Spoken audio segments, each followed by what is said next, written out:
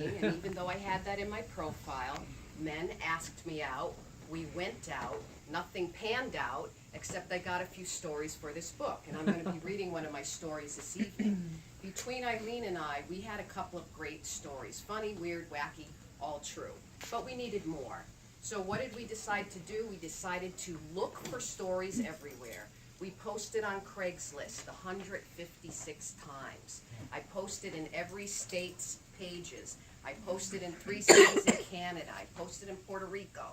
We got stories and poems from India. I don't know how they got over there, but they must have just been perusing through other pages. I got kicked off of Craigslist twice. They shut down my account. I had to start another account, and then they kept deleting all my posts, but still, it was very fruitful, and it was a good start for what we were trying to do.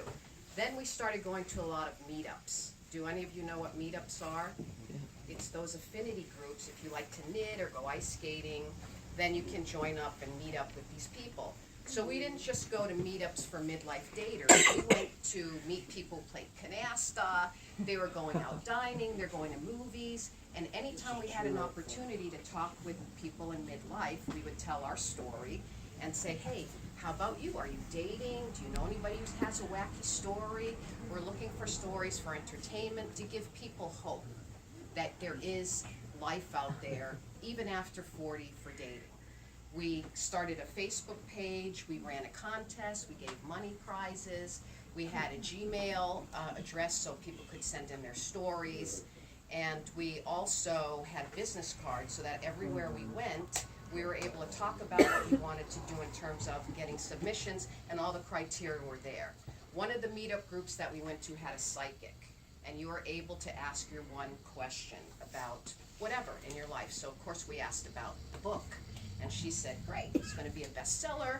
We said, what does the cover look like? And she said, a big fat pair of juicy red lips. So to me it sounds a little Cornish, but you know, it's an idea. We're still working on that type of thing. And then as all this was going on, and we started in 2015, towards the end of last year, around this time of year, I started getting a little tired of all the dating. Because I was dating, I wasn't making a connection, I decided I needed a mancation. And I knew I would come back, but I needed some time just to take a breather. And you know what they say, when you stop looking for love, love finds you.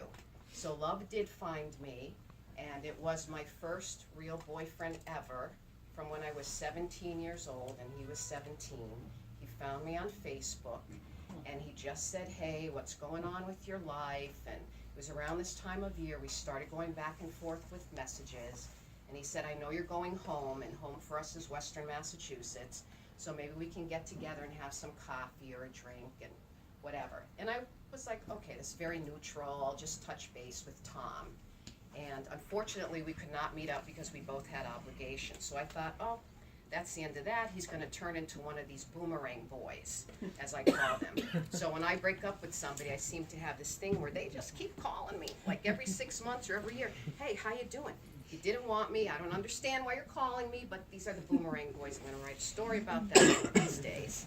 So we didn't get together, and I thought, well, this is the end. But to my surprise, after January of this year, he contacted me again with a very sweet message, and he said, I'm just putting it out to the universe and the stars. Would you go out on a date with me, even though it's been 40 years since I've seen you? So my first reaction was to smile, and then I thought, oh, hell no. I don't want to do this because I don't go backwards. Eileen will tell you, I'm always like, next, next, next, next. Let's be done with it and let's move on.